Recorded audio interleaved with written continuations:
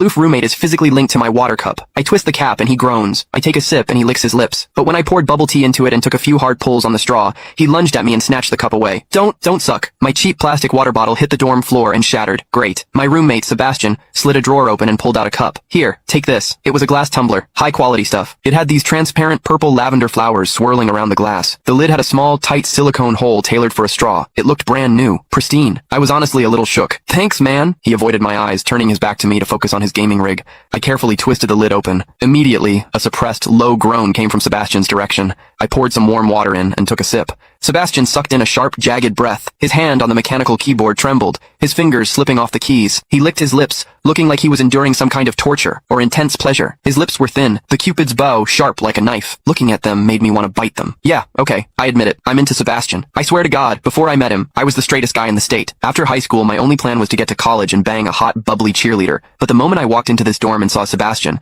that plan went out the window. 4 years of college and he's the only one I want to mess around with. But I couldn't tell him. No way. I was terrified that if I spilled my guts, we wouldn't even be friends anymore. Because Sebastian is straight. Like, painfully straight. Only 2 weeks ago, he turned down a senior, a varsity swimmer, total stud, who asked him out. After that, Sebastian came back to the room and sat at his desk with a face like thunder for hours. The guy must be a raging homophobe. Maybe it was because the cup was a gift from my crush, but that warm water tasted sweeter than usual. It had a weirdly good aftertaste. I grabbed a straw from my desk and shoved it deep into the hole on the lid. The second I did, a strangled moan ripped out of Sebastian's throat. He bolted up and sprinted into the bathroom. Weird. We were just gaming. Why the hell did he suddenly need a shower? He didn't even grab a change of clothes or a towel. My hearing has always been too good for my own good. Through the thin bathroom door, I heard whimpery, muffled sounds. Soft, hot, suppressed. As a dude, I knew exactly what that sound was. He was jerking off. When I get horny, I usually wait until lights out and hide under the covers like a rat. But Sebastian, it's the middle of the damn day and he just goes for it? Talk about high testosterone. Sebastian is gorgeous. He's got that cold, don't touch me vibe, but his eyes are sharp, almost like a fox. He looks like a priest who's secretly a sinner, tempting as hell. I've heard people say his smile is killer,